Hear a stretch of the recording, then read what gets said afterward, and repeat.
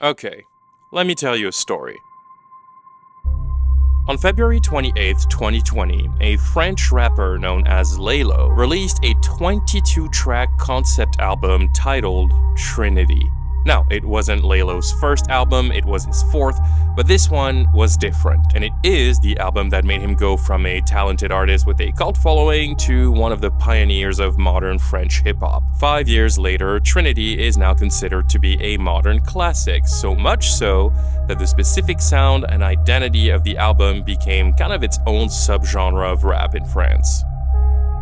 Okay, so why was this album so special? Why did it impact people like this? I mean, there are many reasons, but aside from it being a masterclass of atmosphere building, the unique artistic direction, the overall quality of the project, and the fact that we're witnessing the birth of one of the most accomplished artistic universes in the genre, the element that made it stand out this much is that TRINITY is an album that tells a fictional story from beginning to end. The album is split into 3 sections that play out like 3 acts of a movie, and with the meticulously crafted, dark, futuristic, cyberpunk vibe around the entire piece, there is a sense of immersion to TRINITY that could almost be compared to a cinematic experience. TRINITY tells a story where Lalo, or Jay, that's his real name, meets an enigmatic woman named Trinity at a party, and basically the entire album is the tale of the extremely intense and mutually destructive romance that ensues.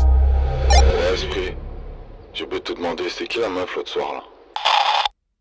Ah, la blonde, c'est avec d'aller kiffer. Non, pas la blonde, l'autre la discrète. Elle est spéciale, elle, un peu... Trinity. Jay is a young man who is sort of lost in life and lives most of his existence on autopilot. He doesn't really believe in anything and has no idea where he's going. He has a hard time connecting with people and he feels misunderstood. He feels like he doesn't belong anywhere. But then he meets this mysterious woman on a night out with his friends and they immediately connect. Their romance gets very intense very fast. They fall in love so hard it's almost unbearable. They cannot stay away from each other. Trinity dans la matrice, elle a mis que du latex. Flex, elle voudrait que je la blesse, elle veut même un peu plus. Trinity is mystifying. She's elusive. She's kind of an enigma Lalo is trying to solve. Sometimes she disappears in the night and nobody knows where she goes, and then she reappears and is part of his life again. It's a big mystery, but their attraction to each other is almost destructive. It's too intense, it's too much. In the second act, which starts with the song Piranha Baby, the temperature keeps rising. Lalo and Trinity feel invincible. The intensity of their bond, both emotionally and sexually, keeps rising. They become obsessed with each other, living this life of debauchery devoid of any kind of limits. But that rising temperature that becomes almost suffocating leads to an inevitable explosion that rips them apart from each other. It gets so extreme and so toxic. They live in such an intense debauchery of love, always on a high of extreme heat, that in the song Burning Man, Lalo literally compares himself to Kurt Cobain. Moi je kiffe le feu quand c'est chaud comme un Tijuana.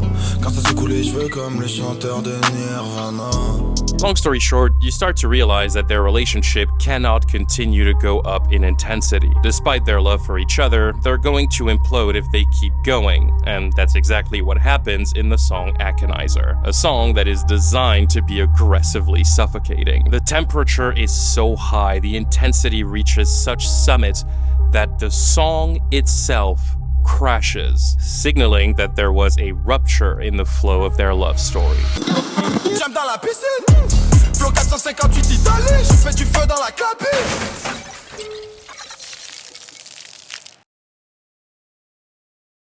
Now, on the surface, this sounds like a classic Hollywood story about a toxic relationship right out of Euphoria. But the story has a twist. After Jay loses Trinity due to this endless cycle of toxic behaviors, there is a sense of desperation that takes over the final act of the album. The vibe goes from intense and energetic and falsely confident to a darker, more nostalgic tone. The whole album is overtaken by a dreaded sense of sadness and melancholy. Lalo feels lost without his love. He is begging to get Trinity back. In the song Million Flowers, he cries as he hopes she hasn't moved on. He gets drunk and goes to her place with flowers to beg for forgiveness, but she's not opening the door.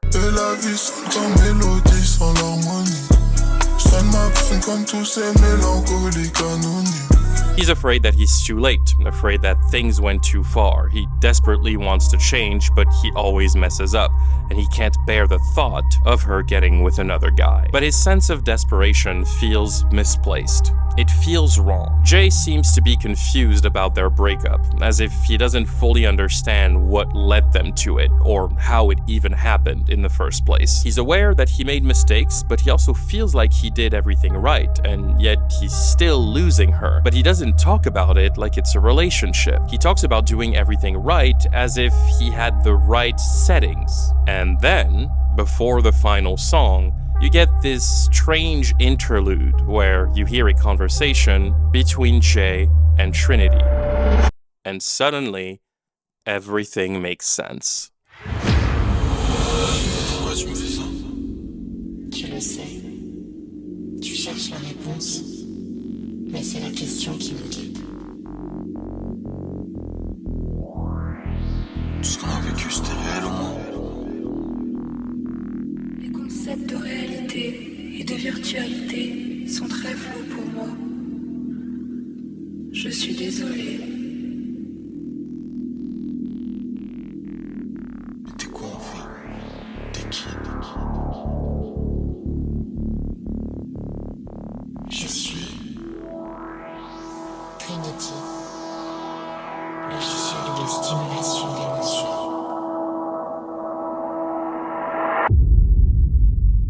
That's the twist. Trinity isn't real. She's not a person.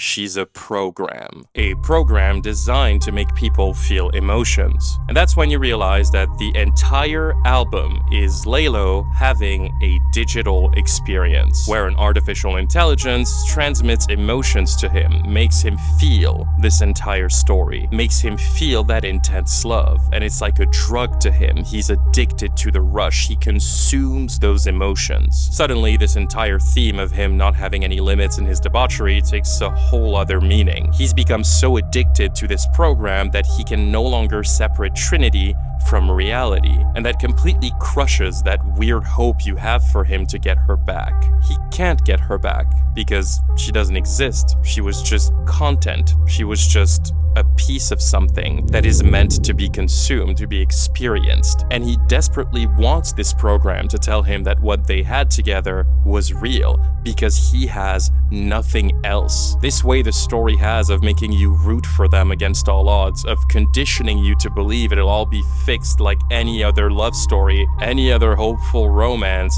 and that Lalo and Trinity will find each other. It's a lie. He doesn't fix things. He can't fix things. And he can't because that's not what it's about. This isn't a story about him saving his romance. It's about him having to accept that it ended. Whether Trinity was real or not, it doesn't matter. The emotions he felt were real to him. There is no saving it, there is no continuing it. All good things must come to an end, and he has to sit with that. The interlude leads to the final song of the album, titled Logiciel Triste, which in English directly translates to Sad Program. And in this song, he marks the end of the story in a very interesting way, by accepting that he lost Trinity, that she wasn't a real person to begin with, that he won't get her back, and that he's alone and forever tethered to the real world. He convinced himself that he was living this false life that was entirely digital, and when he's back in the real world, he has nothing. He doesn't know what to do, and his depression has reached such high levels that he compares himself to a machine, a software with broken code, a program that malfunctioned and that is now left with the absence of emotion because his overload of sadness crashed his system. Des fois j'ai l'impression d'être un logiciel, programmé pour lui mentir et faire tomber sa ficelle. Je vais bâtir un paradis sûrement bien trop artificiel. Ce soir je suis grave triste. Je vais faire des sales choses. Je te mets sur message. Tout le monde a l'air d'être heureux, je suis grave triste. Even the song itself, the instrumental, takes this broken, dissonant digital sound to craft a sad melody that drives the entire thing. Both him and his world are broken code, because his lack of limits, his refusal to accept the end of things, have successfully destroyed him.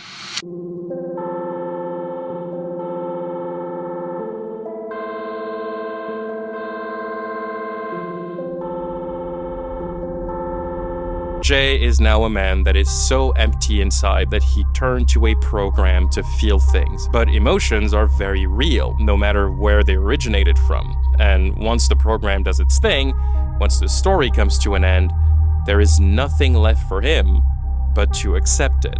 But how can you accept endings if you don't have limits? I love Trinity. It's one of my favorite albums. It's dark, it's weird, it's a great story about addiction, about love, about the need for human connection, and about self-destruction and toxic cycles. But most of all, this is an album where Lalo essentially begs people to understand the importance of letting stories end, allowing conclusions to be truly final, and to stop this incessant need we have to consume and consume and consume the way his love for Trinity became consumption he could not stop. He frames it as a romance, but it is a commentary on a lot of things, mainly media and the relationship we have with it nowadays. The way everyone is only half living in the real world and half living in this sort of digital dystopia that we created. Ending stories is something a lot of media today struggles with quite a bit, especially in Hollywood, where I feel like in the past decade, more so than any other time, there seems to be a genuine fear to end something. Hollywood has developed this insufferable aversion to conclusions. About a year ago, I made a video about that, where I go over a number of massive movie franchises Hollywood just refuses to let die. I could have made that video 10 times longer given how many there are, but while this has been an issue with movies for a while now, I think television has progressively become even worse. It seems like stories in the current era of Hollywood are like zombies. It is very rare that stories are allowed to end now, and a lot of movie franchises and mostly TV shows seem to be continuing to exist just for the sake of continuing to exist, and even when they do end, they are revived as zombies. And to be clear, the focus of this video is more specifically American television, who I think is the biggest offender when it comes to this issue. I think other countries are very aware of the fact that stories should end in order to be good. They very much see TV shows as pieces. They need to have a beginning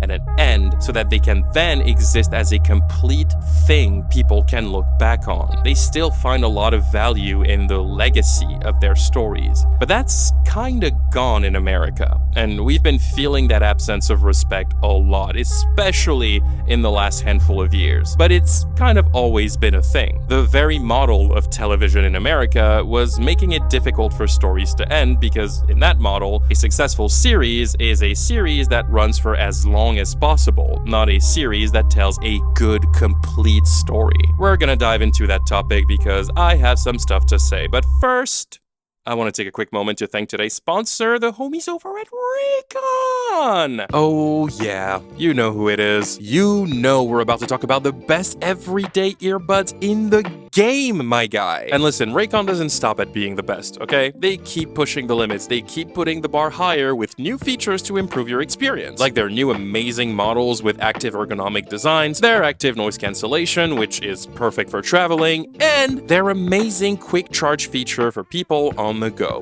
Absolute top of the game. This is the dream. And they're comfortable. Dude, earbuds are usually a nightmare for me because I have really small ears and they always fall off for no reason, but not these, my guy, because they have different sized gel tips made to fit your ears perfectly. So I can be dancing around or going on a run. These bad boys are not going anywhere, broski. They're locked in. And you know what, guys? This is your lucky day, because the homies over at Raycon are hooking you up. Right now, go to buyraycon.com/spaceninja to get up to 20% off site-wide. This is not a joke. This is not a drill. That's right, you'll get up to 20% off everything on Raycon's website when you go to buyraycon.com/spaceninja. So don't miss your chance. This is it. And as always, thank you so much to Raycon for sponsoring this video. You guys are the best. And let's get back to the show.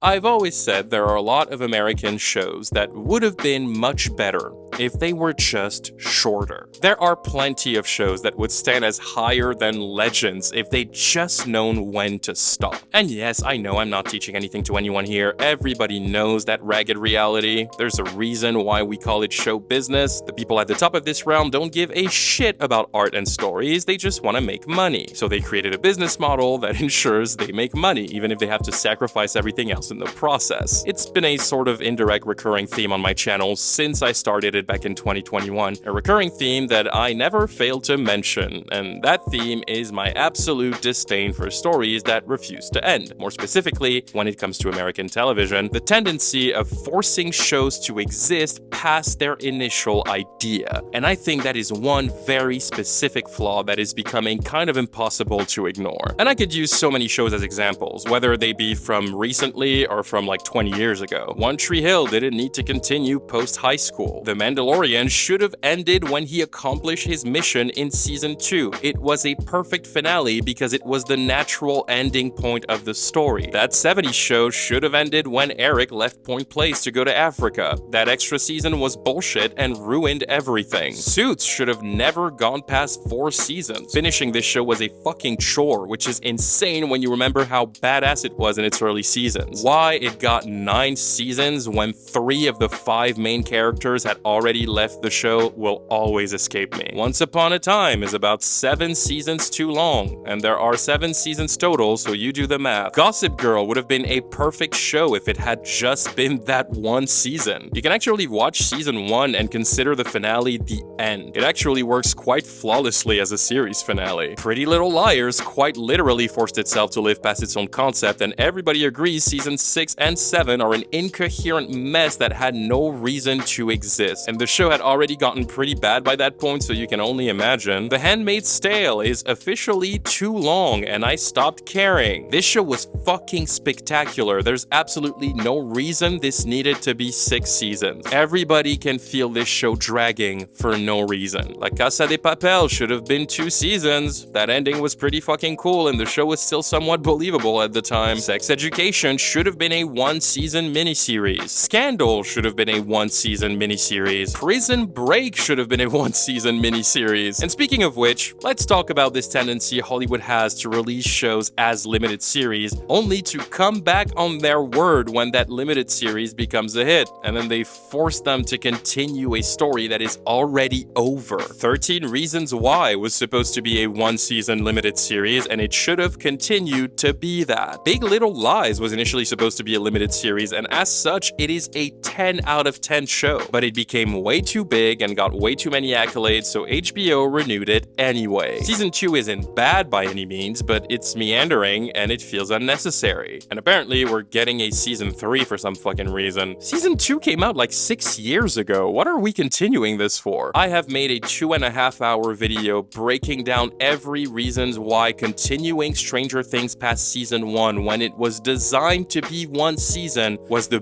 biggest mistake they could have done. Beef is now getting a 2nd season on Netflix. That was supposed to be a one and done. The Flight Attendant was initially meant to be a miniseries, but it was really successful, so it got renewed. But then people stopped caring, and it was cancelled. So now the story that could have been completed and remembered fondly is just incomplete and abandoned. Congratulations, you lost at your own game. But out of all the shows that shot themselves in the foot by just refusing to quit, even when getting past the natural ending point of their initial idea, I think the best example for me, like on a very personal level, is How to Get Away with Murder, a show I was properly obsessed with when it started airing in 2014. 2014? This show is 11 years old? What the fuck? I'm so old! I love this show with a passion. It was some of the most fun I'd ever had watching TV. I wish I could forget about season 1 just so I can experience it again for the first time.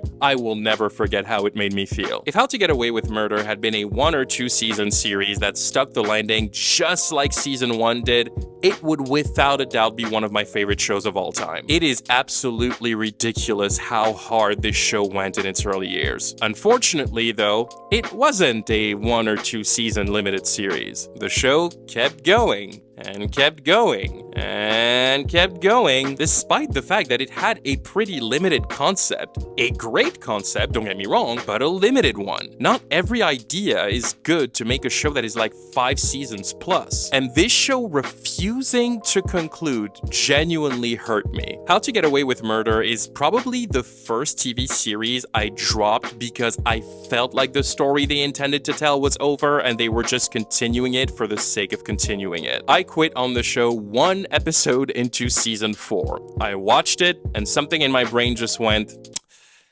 this shit feels forced now, and I never watched another episode. All of the clever storytelling methods the show had created were turned into gimmicks that made the entire thing feel repetitive and bland, and I just didn't want it to turn into a show that frustrates me. So I quit. I never finished the show. None of the friends I watched it with finished the show. My brother didn't finish the show, and in general, while it kept somewhat of a cult following, How to Get Away with Murder slowly faded into pop culture obscurity, and most people who started it didn't finish it. And most people who did finish it seemed to be of the opinion that it wasn't worth finishing. Season 3 had already been losing me slightly, but managed to have an interesting mystery, and that finale felt like a very fitting ending to a majority of the characters. But they kept going, and watching them attempt to set up another mystery in season 4 in the most contrived way imaginable just felt annoying to me. And of course, the biggest example of all, as we all know,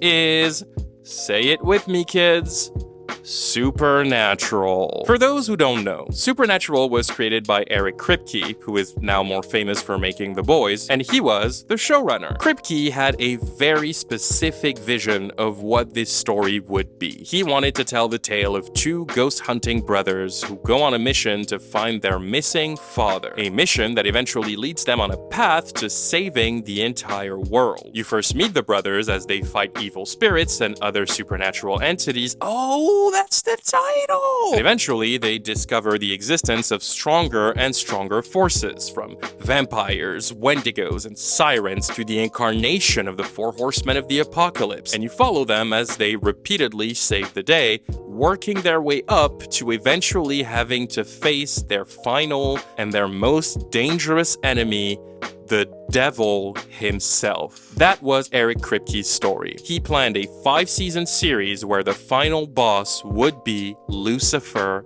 in person. His vision was super strong, and he worked like crazy to make sure he made the best fucking show he could make. And he succeeded. He actually got to execute his plan like he envisioned it. Season 5 ending with what I can only describe as a perfect finale. The final episode of Season 5, appropriately titled Swan Song, is not only the best episode of the show, but I believe it is also in the conversation for being one of the best episodes of television ever made. It is an emotional gut punch and a flawlessly executed climax that makes all 5 seasons come to an end in the most bittersweet yet satisfying way imaginable. It was the close that would have probably made it go down in history as one of the best shows of all time. But the problem is, Supernatural was on the CW, a network that is not very known to care about telling good stories. So when they arrived at season 5, when the show was at the top of its popularity, even though they knew this was the end of the road, the CW just went, hey, let's keep going. And Eric Kripke, who was about to pull off his fucking masterpiece, he was like, guys, we knew this was a 5-season thing. This is it. This is the end of the story. We're not continuing. And the CW was like, nah, let's keep going. Kripke was like, why? The CW said, because we can. Kripke said, just because we can doesn't mean we should. The CW said, but we should. Kripke was like, why? CW said, because money. Kripke said, what about the integrity of the project? The legacy of the story? CW said, integrity doesn't make money. So Eric Kripke put his foot down and he said, guys, for the love of God, I just delivered you the best series you've ever produced, one of the greatest ever made. It is ending at the height of its popularity. We actually pulled it off. We're not continuing this. If you continue this show past this point, it's gonna be without me.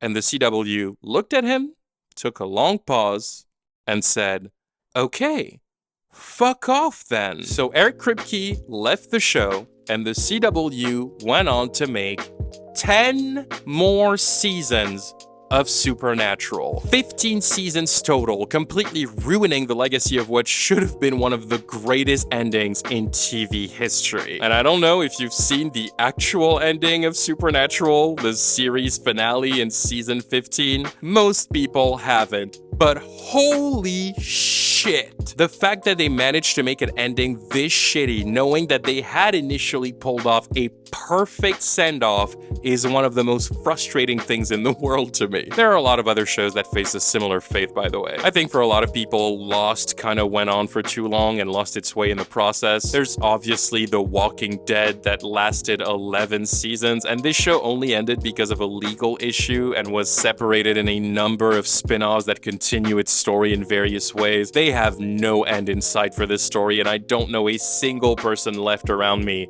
that still watches this shit. They kept going because it wasn't about the story. It wasn't about the characters, the body of work, the art. It wasn't about that. It was about following a business model. If a show is doing well, you just keep it going, and that's something that we've seen way too much of. A show is good, so people watch it, but then there's no end in sight, and it keeps going, and it keeps going, and it keeps going, and they only decide to end it when nobody is watching it anymore, and the show either gets canceled or gets a very weird final season with an underwhelming, botched ending, because it is now ending a story that was never meant to end. Because again, if a show is doing well, you just keep it going. Just because. It gets eyeballs in front of screens, and since there is a lot of those, we can sell a lot of ads and make a lot of money. So another season, and another, and another. The story you wanted to tell is over? Well, I don't care, this shit still works. Make another season anyway. Scrubs is a show that had a celebrated ending after 8 seasons that brought its story to a satisfying close, and the show had been so successful that a spin-off was in the works. But the network, ABC, got greedy and forced the spin-off to be reworked as a season 9 of the original series that had nothing to do with the original series. So Scrubs is this great sitcom with an almost perfect run, but then it has a random 9th season with an entirely new cast that is just really bad. And then instead of having a solid ending, the show is just canceled. And the more this happens, the more I find myself praying that good TV shows end quickly, so that we have a good story that is complete and the show doesn't get the opportunity to lose steam or get bad. Like currently, I am crossing my fingers and praying every god in existence that season 3 of Severance is announced to be the last. Or like season 4 max. I want them to wrap this shit up on their own terms while they still have the spark. But you know what? Everything I just said, that's not even the biggest problem. That's not even the worst part of Hollywood refusing to let stories end. No, the big issue right now is that we live in the era of streaming services, and it is a very weird era for television. Streaming services revolutionized the way we watch TV, but it's still very new, and they're figuring out a lot of stuff. First of all, streaming services are a logistical nightmare when it comes to who owns the rights of what. It's a fucking mess of ownership, licensing, old contracts. It's wild. That is why every other week you get news about how this massive show is leaving Netflix this summer, or this movie franchise is gonna be on Amazon Prime,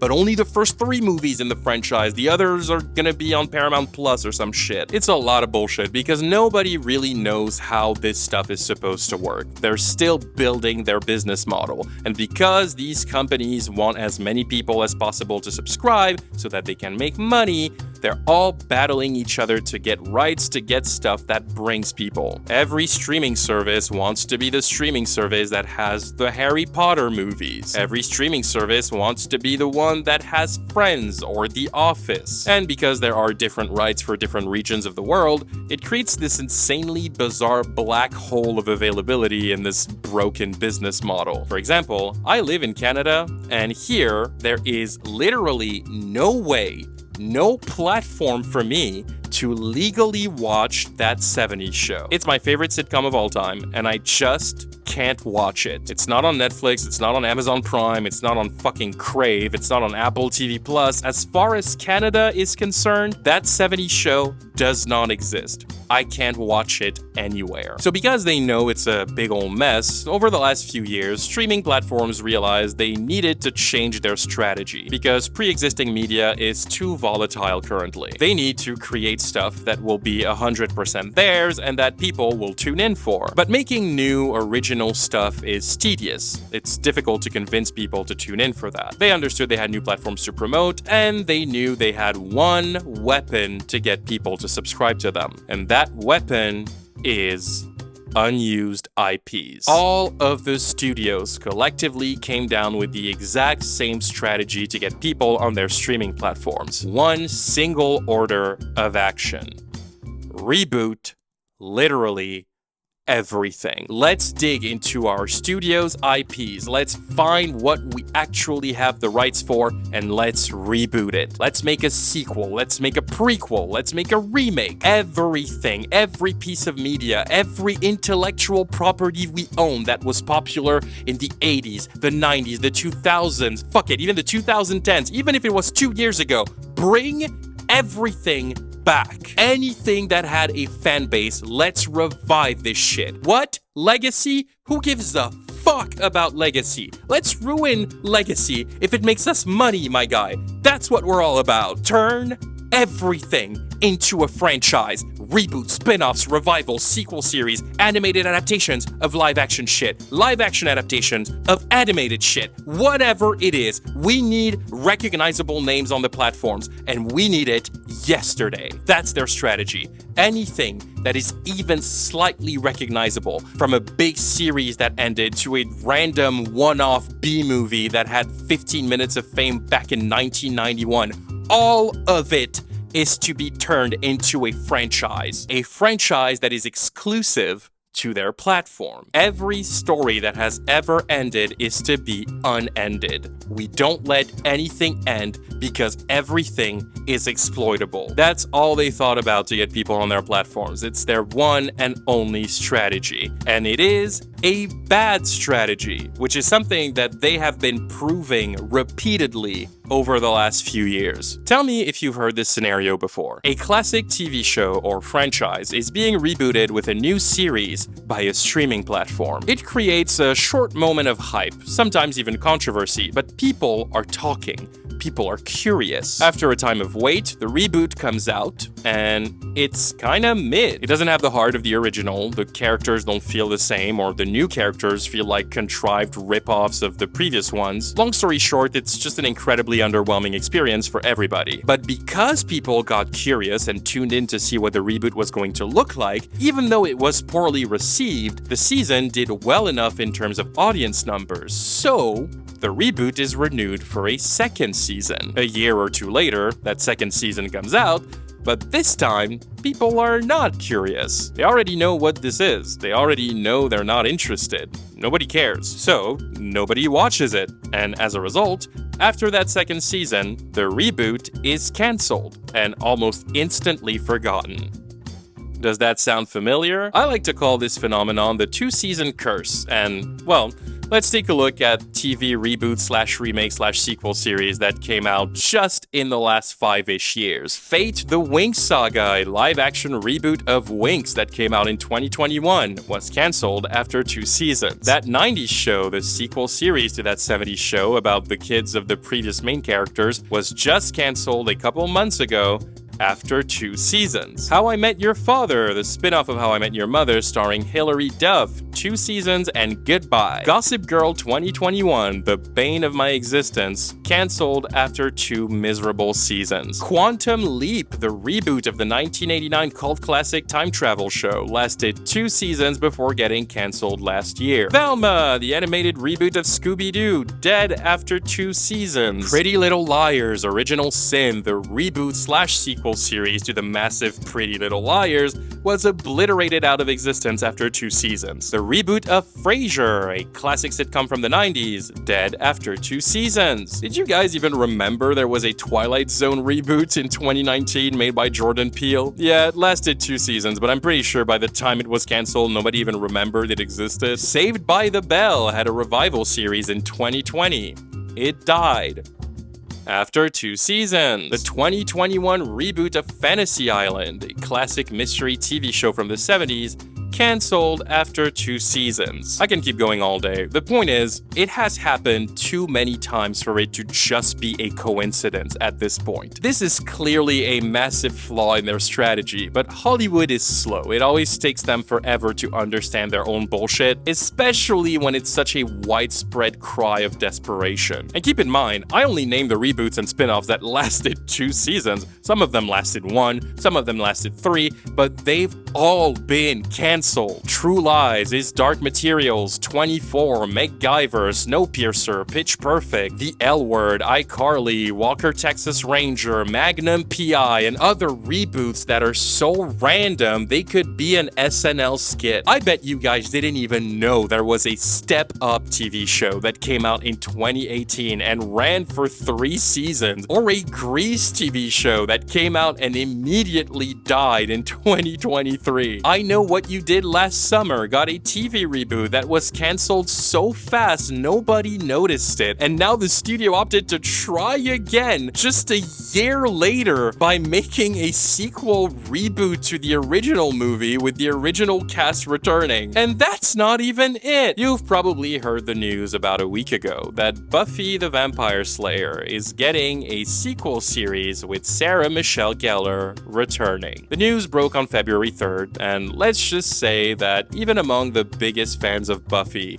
this announcement was not very well received. There was an immediate uproar on the internet that was kind of undeniable. In this general, ever-growing frustration over this extreme overabundance of reboots in Hollywood lately, this seems to have been the straw that finally broke the camel's back. An absolute avalanche of anger from audiences who just feel like nothing is sacred anymore. In fact, the backlash was so loud that just 24 hours after the announcement, Sarah Michelle Gellar herself put out a statement on social media to address the reboot. She clarified that the project was indeed in development, that she never expected to say yes to it, but she reassured everyone that this reboot would only be made if they can truly make it good. Long story short, she's trying to communicate that she understands the weight of the show's legacy, that she takes it extremely seriously, and she really wants to get it right. She only agreed to making it because she really, truly believes they cracked the code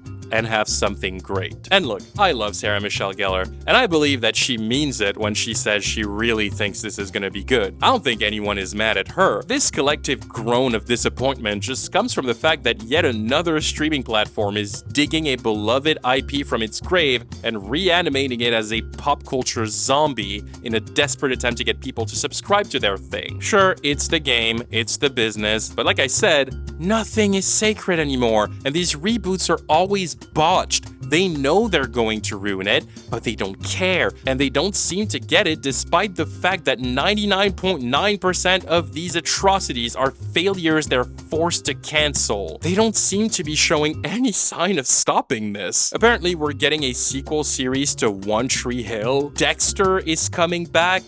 again? They literally made a sequel series a couple years ago to attempt to retcon one of the most hated series finales of all time, except the ending of the sequel series was just as bad, if not worse. So now they're making a third series to retcon that second ending and try again. I'm sorry, I love the cast of Dexter, but this is pathetic. This is so embarrassing. Let it die. We're getting a Harry Potter reboot series, an animated reboot of Twilight, a spin-off series of It. Alien is getting a TV show. Resident Evil is being rebooted for the 4th time in 3 years. One Piece is getting a remake. And no, I'm not talking about the live action one, which is actually really good. I'm talking about a new anime that is retelling the story of the first anime that isn't over yet.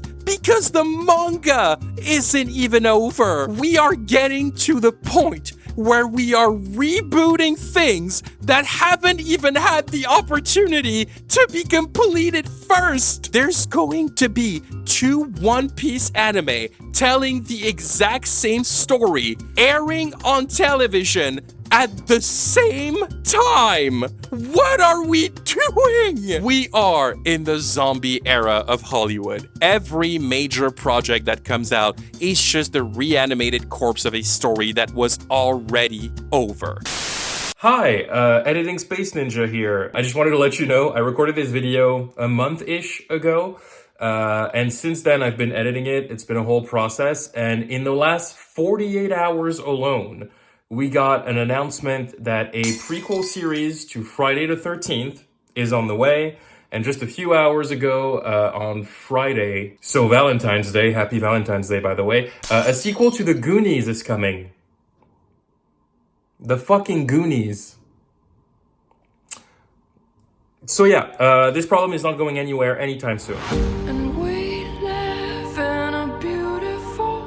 It's not that there aren't original ideas or original stories, but they're very hard to find because they're not really put in the front by the platforms making those. That's why I like doing a top 10 of my favorite shows of the year every December. You'll notice that a huge chunk of those shows are smaller shows that large audiences have likely never heard about because these shows are not being marketed. They're not being promoted. They're not being given the spotlight they deserve. People are burnt out on reboots and sequels because that is all they are ever being advertised. Thank God Severance is becoming the new sensation on television. I've been screaming on rooftops about this show since 2022. It was in my top 10 of that year and it was #1, but nobody knew about this gem because Apple TV Plus just wouldn't market it properly. It's only now with season 2, 3 years after the show premiere, that they were finally like, hey, this is pretty good.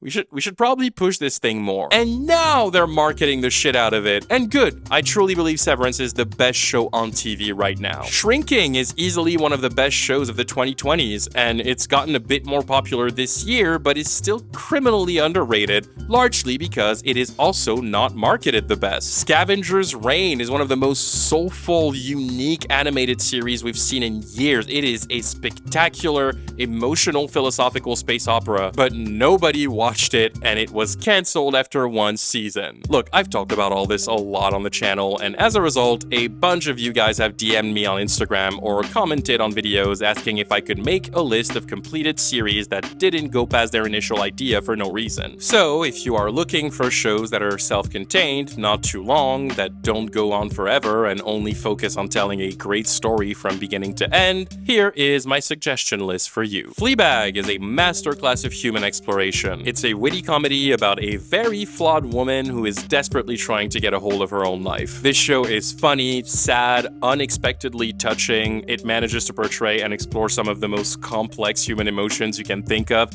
and it's overall just incredibly human. The entire show is 2 seasons, a total of 12 episodes of about 30 minutes each. You can literally watch all of it in 1 day. It plays out like 2 3-hour movies. Pantheon is an animated mystery series I just talked about in my top 10 of 2024. It is a 2-season streak of genius about humanity's relationship with technology and one of the coolest conspiracy plots I've seen in years. It recently got a re-release on Netflix. It is one of the most underrated shows supposed to come out this decade. Banshee is a 4-season action drama about an unnamed criminal who goes to a small town and steals the identity of the sheriff for unknown reasons. It is an absolute blast with some of the most charismatic characters I have ever seen on TV. It's one of those shows I wish I could experience again for the first time. Russian Doll is a mind-bending comedy drama about a game developer named Nadia who unexplainably finds herself stuck in a time loop. I kind of went into this show without really knowing anything about it, and I was shocked at how good it was. It's 2 seasons long and it has Natasha Lyonne in it. That's more than enough reasons for you to watch it. Mr. Robot is a weird-ass show about a socially anxious hacker named Elliot who is recruited by a group of cyber vigilantes to take down a giant corporation. But this mission ends up revealing secrets about his own life and uncovering a large-scale conspiracy that could affect the entire world. This show is what I like to call a constant mindfuck. It is 4 seasons long, and every time you think you understand what's going on, the show flips itself on its head and your jaw will drop to the floor every single time. It has insane performances, insane twists, and I think this show might have one of the best pilot episodes of all time. I can genuinely tell you there isn't another show like Mr. Robot out there. It is truly one of a kind. The End of the Fucking World is a show I have talked about on the channel before. It is a hilarious dark comedy about a bitchy teenage girl who falls in love with a psychopath and they go on a road trip. It's only 2 seasons long and it's one of the best binge sessions I've ever had. Mayor of Easttown is a fantastic limited series starring Kate Winslet telling the very sinister story of a depressed detective whose life is completely falling apart, trying her best to hold herself together while investigating the murder of a teenage mom in her community. It's 7 episodes long and it is ridiculously good. And of course, I could not make a list like this without mentioning my favorite show of all time,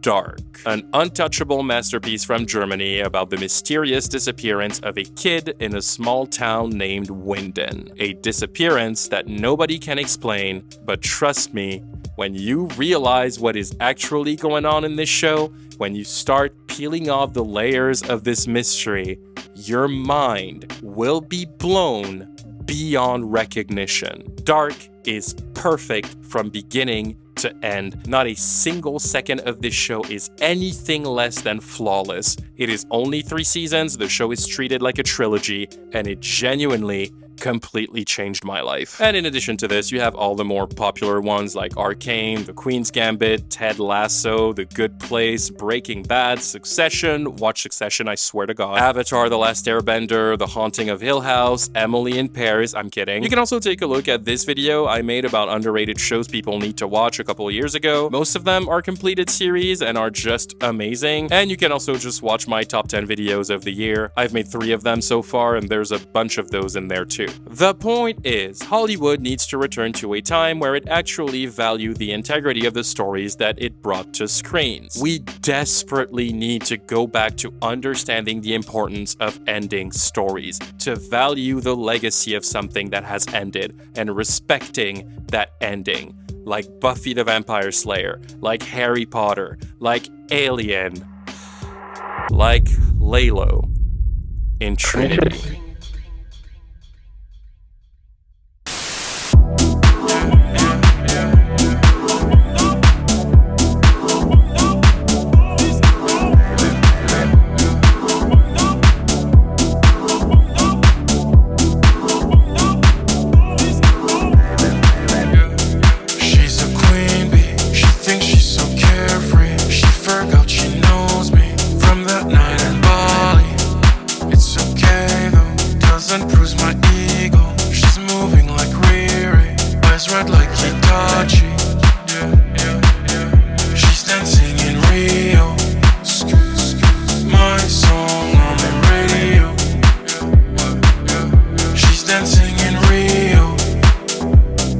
My song on the radio.